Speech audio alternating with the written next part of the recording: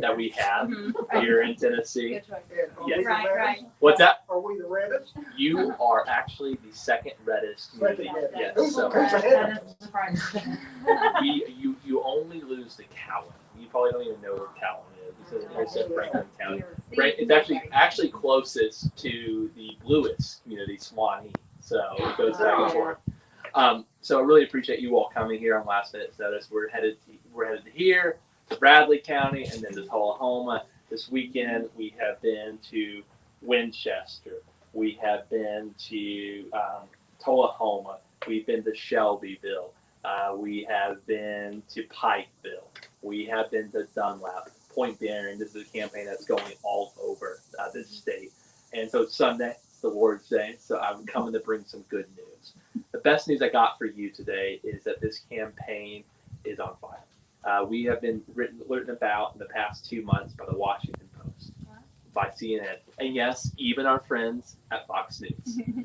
What they're seeing in this campaign is what you're seeing, is that this has a real chance to beat Congressman Desjardins. The last 3 folks who have run for this office, good men and women, have lost by 30 points, about a piece each.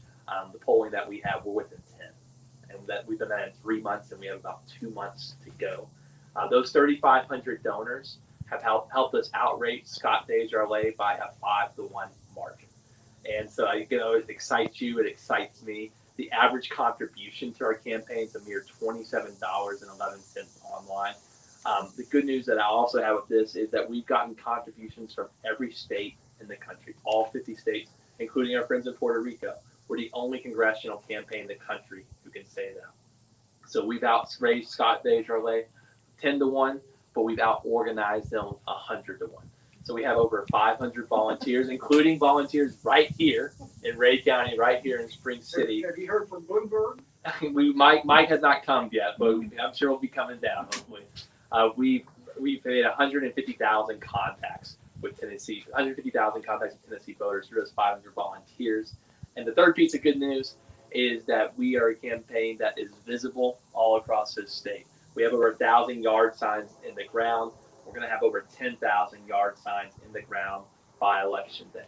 So that's the good news. That's what I'm coming here to tell you about. That's what I'm asking you to really be a part of. I know that there's folks who say we should not compete in the reddest parts of this community. I should just simply hang out in the suburbs of Nashville and find the votes there. That's just not who I am. That's not how I operate.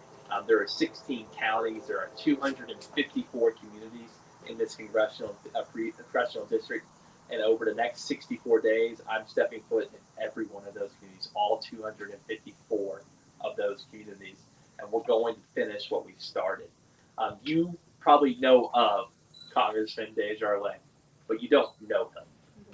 He has not stepped foot in Spring City once in his decade in office. Not one time has he ever been to this community. And not once in the past 2,638 days has he had an in-person town hall in the state of Tennessee. Chew on that for a second. That is longer than World War I and World War II combined. Congressman Desjardins has not stepped foot. He has not held a town hall with you, with your families, in nearly 8 years. In nearly 8 years. I'm holding 2 and 3 hours. I'm holding 5 this weekend. I'm holding hundreds over the pathway of this campaign.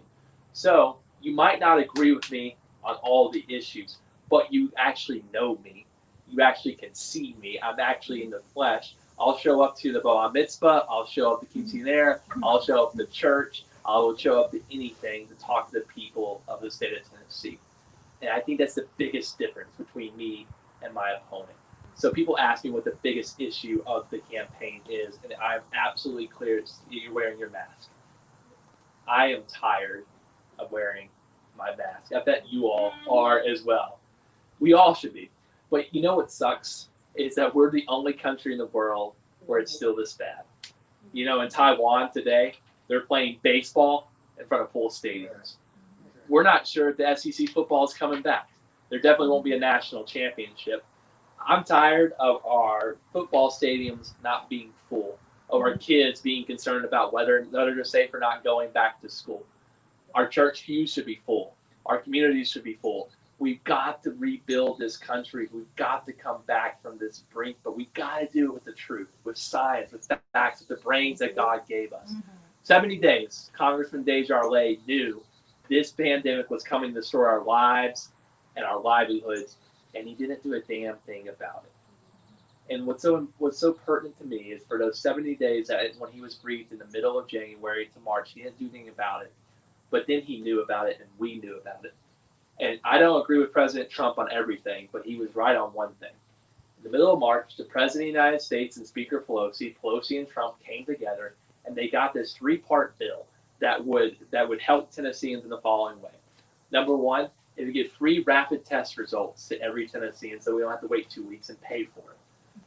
It would get the paid sick leave, so you don't have to go to work if you're sick, your wife's sick, your spouse is sick, your child's sick from COVID-19, and you don't have to hide it. So you can stay at home and get paid. And then it would give tax credits that essentially became the small business stimulus, which saved 38 businesses right here in Rhea County. Congressman Desjardins was one of only 38 members of the United States Congress who voted against it. Less than 10% of the United States Congress voted against it.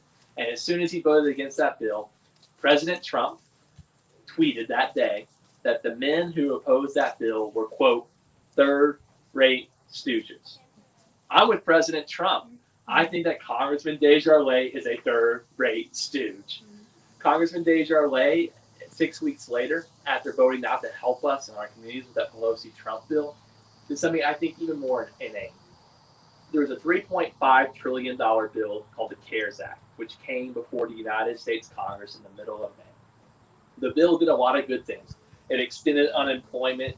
It made that small business loan include social distancing, so the government would pay for the social distancing mechanisms that would take place in our schools.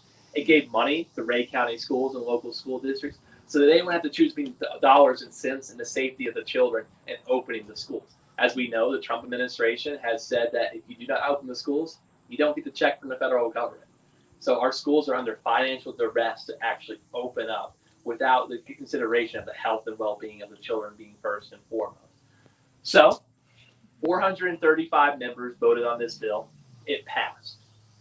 4 did not. Congressman Desjardins was one of 4 members of the United States Congress to not vote on this bill. The other 3 were octogenarians in wheelchairs.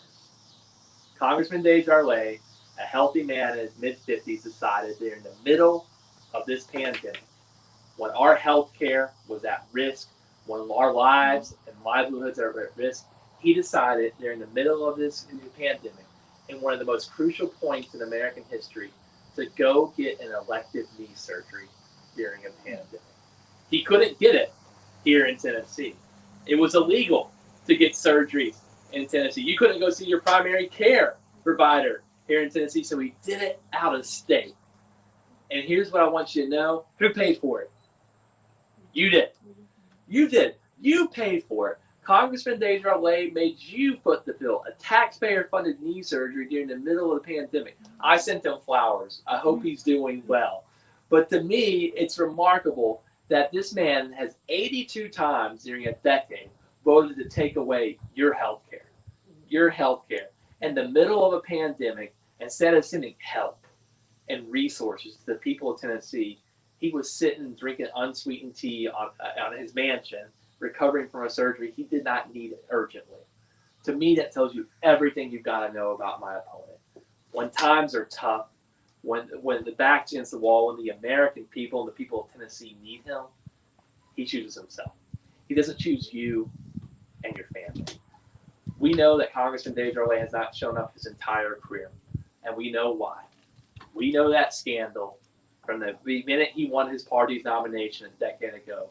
That scandal of 3 abortions, 6 mistresses, exchanging sex for drugs and prescriptions, not paying the alimony to his wife, not paying child support for his kids. Congressman Desjardins' laundry list of personal issues, of failures, of abuse of power, particularly of abuse of power of women and rural Tennessee women, has rendered him ineffective to lead.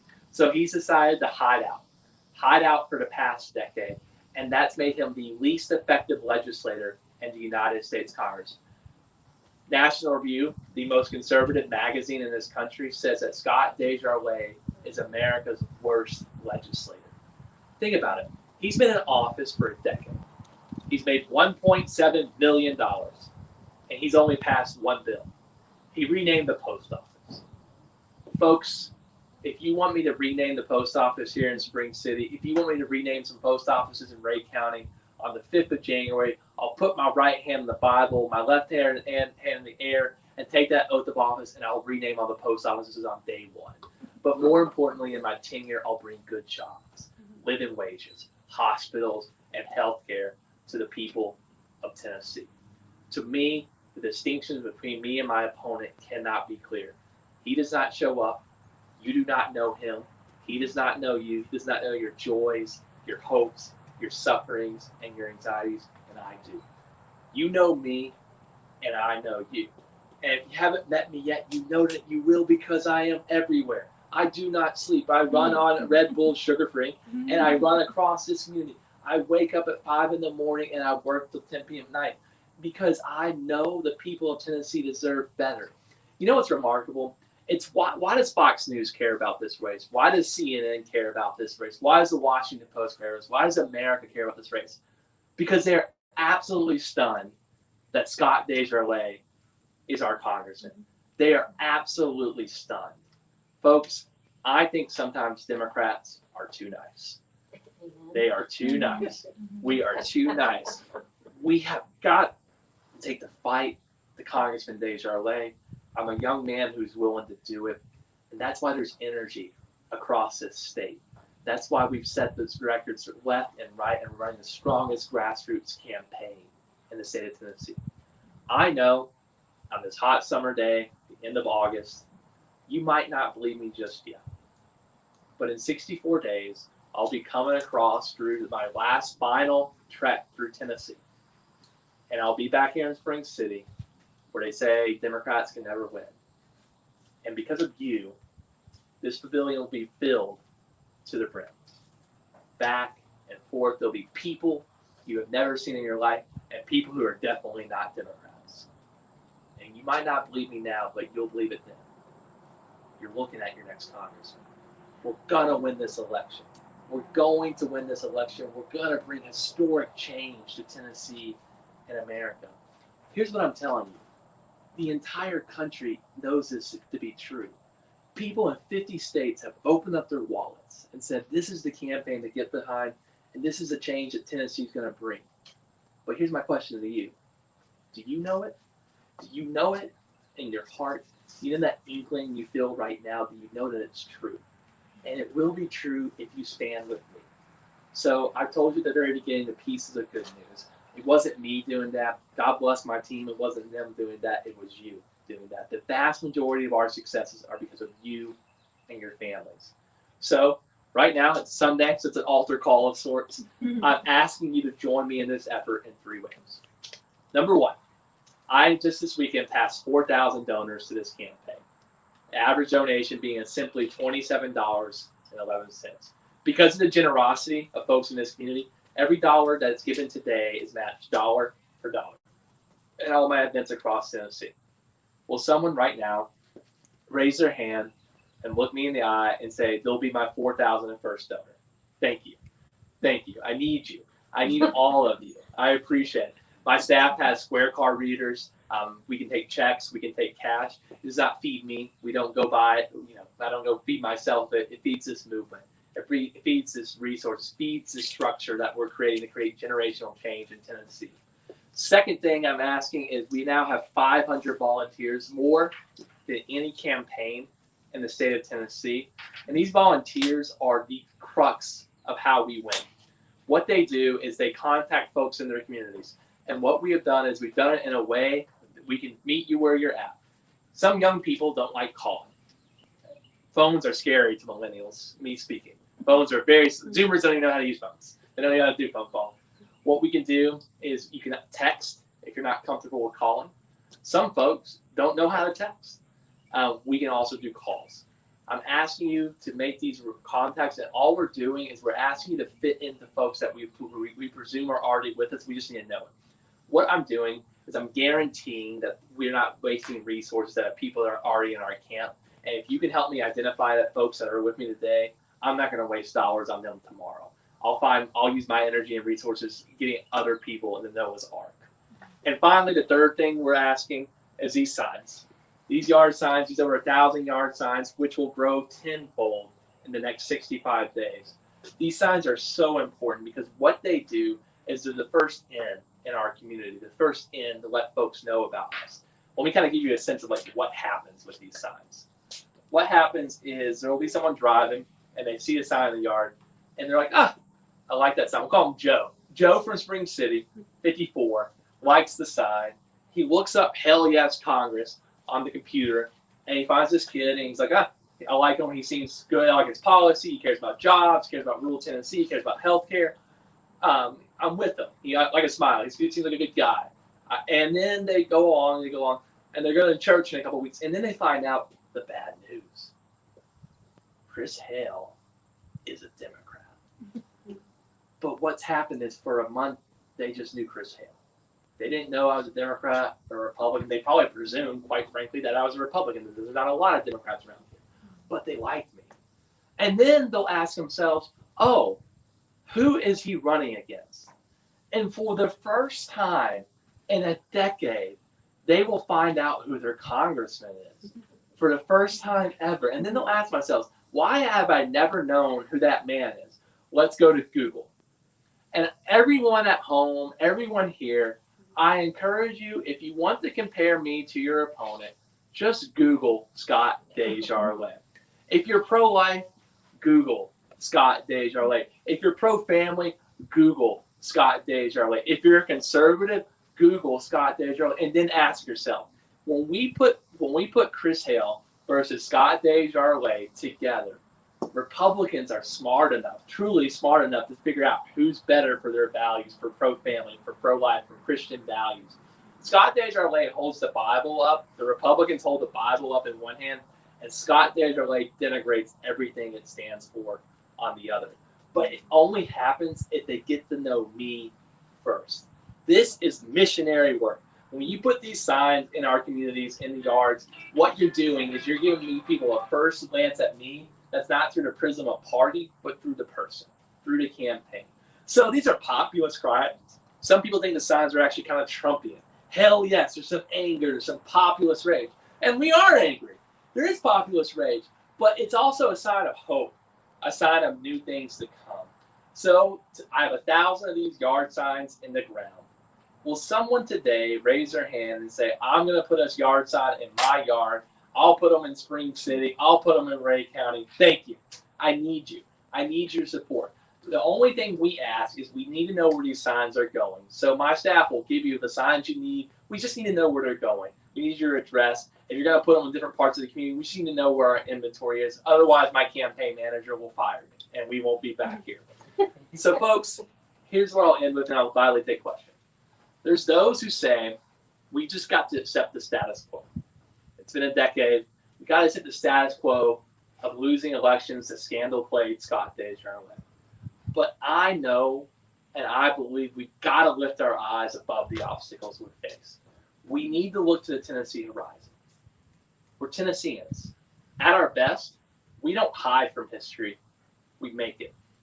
Let's look at that Tennessee horizon to a state where every child can have the gift, the God-given gift of a world-class education. To a Tennessee where healthcare is not just a privilege, but a right. To a Tennessee where a good job is not just a mere wish, but a living reality. A Tennessee where women receive equal pay and a living wage is paid to all. Tennessee where after a lifetime of labor, there's time for rest, for faith, for grandchildren. I know if we look into our hearts, we can create that Tennessee. And that journey begins, yes, right here in the heart of MAGA country, right here in rural America, right here in Spring City. You might not know it now, but in 64 days when I come across here, you'll know it that very night. You're looking at your next congressman. So Spring City, thank you for having me. It's been an honor to be here. and I'm glad to take some questions. Does anyone have a question? Yes, ma'am. Will you expand the Affordable Care Act? Yes. So one thing I want to talk about too is how I view the role of a Democrat in 2020. My opponent, Congressman Desjardins, he's not the most effective legislator. He's probably, as the National Review says, he's the least effective legislator God ever made. But his number one legislative priority, his number one goal is to repeal the entire 20th century. Congressman Desjardins wants to get rid of the entire 20th century. He wants to take away your Medicare. He wants to take away your Social Security. We just saw that he's for getting rid of the payroll tax, which is how we fund our Social Security. He wants to take away civil rights. He wants to take away labor rights. But folks, I think what's the big problem with my party, and Democrats have plenty of problems that we should talk about. One of the big problems with my party is we are obsessed with protecting the past, but we're not equally obsessed with building the future. We have got to go on offense. So yes, I will expand healthcare. I think we need to transition to a single payer plan. What makes my plan a little bit different than most, though, is healthcare is so deeply important, but healthcare does not matter if you do not have providers, if you do not have hospitals. So we've got to have hospitals. Rural Tennessee faces the biggest hospital deficit in the entire country. Since Congressman Desjardins took that oath of office a decade ago, remember, a doctor who's been sanctioned by the Medical Board of Tennessee, since taking that oath, we've lost 20 hospitals here in Tennessee. We have a bigger rural hospital deficit, a bigger hospital deficit right here in the Sequatchie Valley, the Plateau, and in the 4th Congressional District of Tennessee than there is in Iraq, Iran, and Syria. There is better healthcare providers in the Middle East, in the war-torn Middle East, than right here in our community.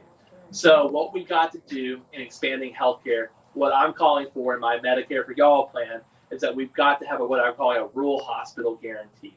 Rural hospital guarantee says that the hospital will be available within 60 miles of every citizen within a tangible population in this country. Okay, what that means is we need at least 4 more hospitals right here in the Sequatchie Valley. We do that one of 2 ways. Number one is we incentivize private providers, Catholic Charities, or the Mount Sinai Network, or we can do public providers or nonprofit providers, or if they are not able to do it, we just build a hospital with the state. Now, the best example of this is in Fayetteville, Tennessee. Lincoln County has their own hospital. Who pays for it? The taxpayers of Lincoln County. Lincoln County ain't got a lot of money. They ain't got a lot of money. The reality of it is local tax dollars are not going to do this. It's going to take federal money.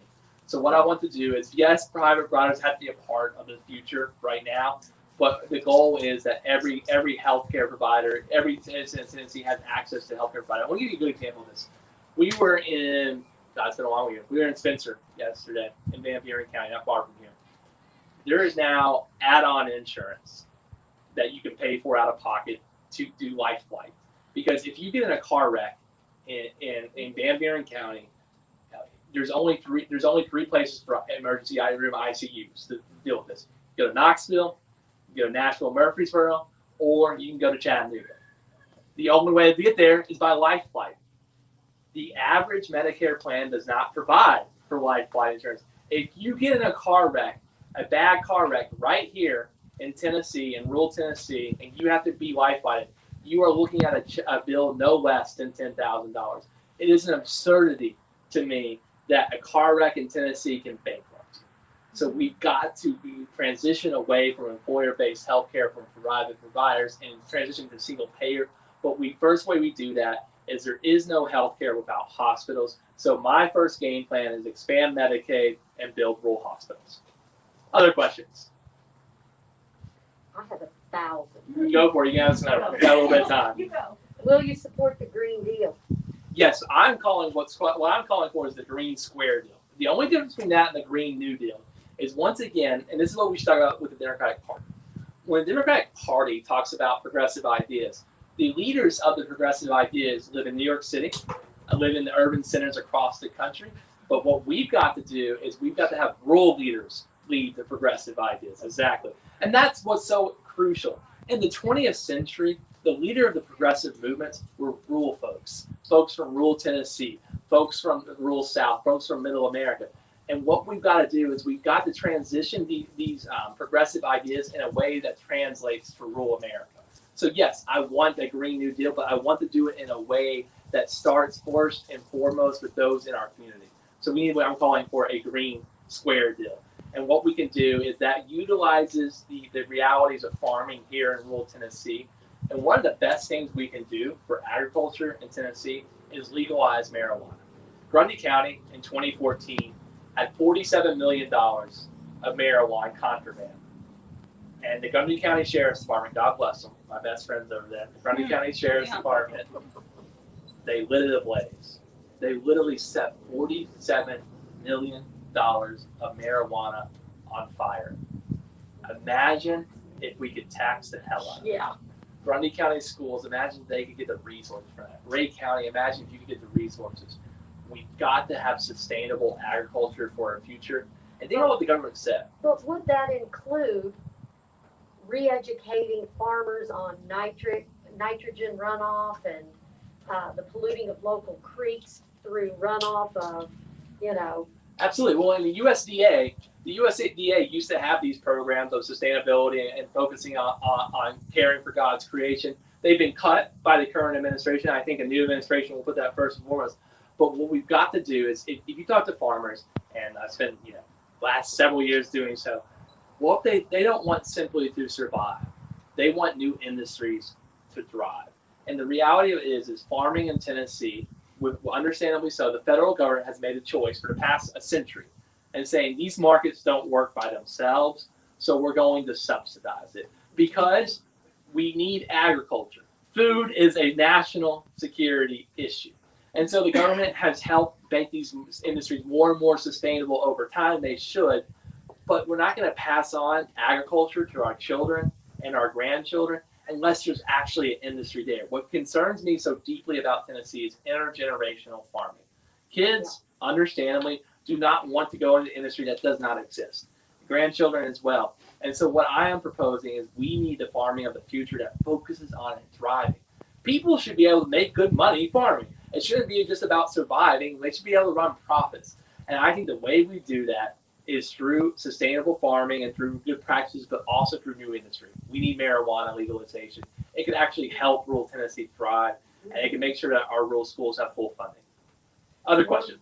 We know it worked in Colorado because in the last 2 years, Colorado is the only state in the union who has not increased insurance premiums because of the tax dollars they get off of marijuana. And what's remarkable about that is we could imagine having a fight in Tennessee about where extra resources grow. We've been cutting for so long that what we've seen is our schools are not nearly funded to the capacity they are. But what are Rhea County School Board like? Have you all split in person and virtual learning? Yes. The reason there's like 900 students that are doing virtual. My child is one of them. What percentage of that, give or take, is it? I would say a fourth or a fifth of the students. And the main reason mine is because I think they did try very hurriedly to make a plan, Sure. which was left to the school board and the teachers to come up with their own and figure it out. And but they're not requiring masks. Sure. And so there are, I would say 25% maybe of the students who are wearing them. I think the teachers now, after 6 students and a teacher have tested positive in 2 weeks. Was it the high school or was it It was the whole county. County district, yeah. Yeah. So the teachers I think are now required to wear masks, but the students still are not. And so I didn't feel like it was safe for my daughter to go because we have people in our household who are immunocompromised. Exactly. It's interesting to me. So all 16 counties have a lot of opinions about their local school board. And let's be frank, there are really bad school board members out there. I'm not going to speak specifically to Rhea County, but a lot of these school boards are put in really tough positions where you've got to feel for them. To get the money. Exactly. Yeah. So what's happened is they are asked to create safe structures on limited budgets, and that's impossible to do. It's asking to do more with less. Right. And what we have failed so badly in the federal government is we have asked the school systems to open. We asked them to open safely. We've asked them to create new structures and new mandates and new facilities to do so, but we haven't given them a goddamn dime. We haven't given them a cent. So what we've got to do, go ahead, what were you saying? No, I was gonna say, and the virtual schooling was not approved until literally days before the actual school started, and so they started a week, was it 2 weeks or 1 week later? I think it was a week later. Sure. And it's got a lot of bugs because it was just approved, so it was just implemented. The teachers don't know how it works. The school system doesn't know how it works. The parents are like, I have no idea what I'm doing. Because Well, you become your child's personal it's assistant very because of a Zoom class. hurried. It was very hurried, and it wasn't planned well. And I also had called, to get information because we didn't get our login information until literally the night before they were supposed to start. And there's a lot of things where my daughter had a lesson where she was supposed to get an approved book to start a book report. I called the school because there was no message of what the approved book was or where she could submit her options. So I called and left a message. Can you please let me know how we get the book approved? Never heard from them. So we just went to the library, got her a book. She started the book report and she got a 0 on the assignment because she said, that's not your approved book. Your approved book is this. But no one had told us that. Sure. So it's just, there's a lot of bugs in the system. And I was hoping she would be able to go back in 9 weeks.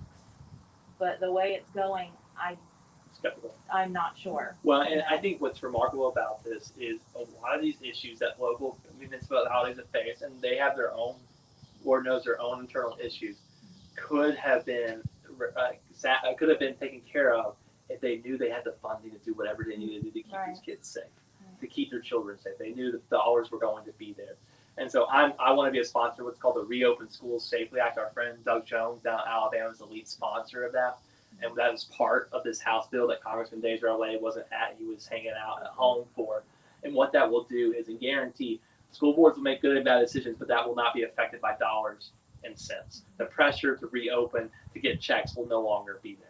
Will it include funding for teachers to be paid more? Yeah, so teachers would actually be considered, hazard employees, hazard pay employees, essential workers. After So yes. being shot at for years, that's nice to know. Yeah, well, what's remarkable about that is so if you look, the average age of a Tennessee teacher has actually gone down. And what's happened is people are coming and then they're leaving.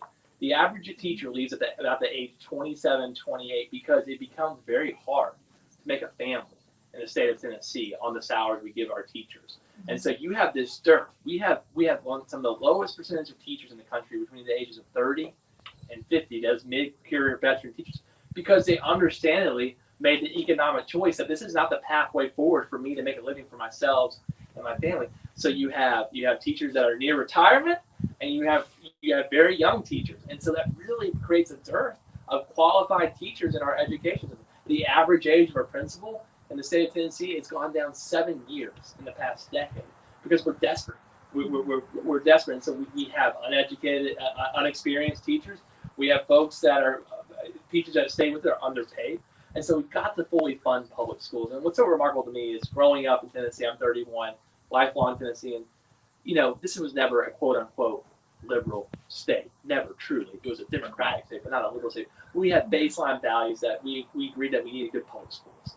We agreed that people deserved health care. We have these baseline mores of society that we've seen the past decade go out the window. And the quality of our public school education and the quality of folks who maintain the public school education have gone down because we don't pay for it anymore. We don't put the resources You want the into it. real stats behind that? I am an educator. Please. And I'm a teacher trainer. I know this for the state of Tennessee, or I used to be. I'm retired now. But I can tell you a new teacher that's minted out of college, within 5 years, 25% of them will quit teaching, never to return within the first 5 years of teaching, because they realize on average, a teacher in this nation or in this state spends close to $5,000 a year of their own money. I have worked in schools where we had no toilet paper. Absurd, yeah. And I can tell you after 10 years, the recidivism drops another 50%. So after the 10-year mark, So from 32 years old, give or from a take. brand new minted teacher to the time they quit, only 25% of teachers make it past the 10-year mark. Well, and it's remarkable. It's unimaginable to me. So God bless our police officers. They don't pay for guns. Teachers shouldn't pay for their supplies. Teachers should not pay for their supplies. It should not Did you happen. know that we don't even have a union? All our unions were dissolved in this state Sure. under our past Yes. the last Yeah, governor Bill we Housing. had? Yeah. Well, and so it's remarkable too that Tennessee has devalued teachers to an incredible margin. So we could I build know prisons. God bless, but one thing I really want to say on this is, once again, talking about for Democratic Party, is we oftentimes talk about these issues from a context. Like, I care about Nashville public schools. I do care about Shelby County schools. Care about Hamilton County schools. But really, where this is most prevalent, where people are getting hurt the most, are in rural Tennessee. Rural Tennessee teachers are the ones who are struggling the most, and those are the folks that I want to fight for in the United States Congress. I got time for one more question because they're yelling at me in the back, so I got to go to Bradley County next. So one final question. Anyone? I have one more. Please, go for it. Would you be willing to sponsor and sign on to legislation that would curtail social media outlets from perpetrating or perpetuating lies, violence, disinformation, and downright falsehoods? Yeah, I mean, so my biggest issue And I'm looking at the legislation that was passed in the European Union in this regard, Sure. as it related to their elections. They put in place some restrictions on social media companies so that they didn't get that infiltration of Russian bots on Facebook and Twitter.